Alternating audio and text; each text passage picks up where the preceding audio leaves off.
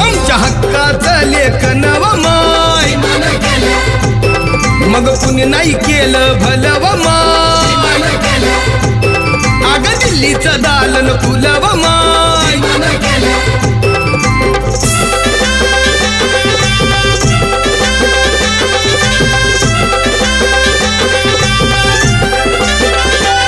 तुमच्या पोरानं शाळेत शिकावं आशाला जारीला मुकावं असं सभेमधी भाषण व माय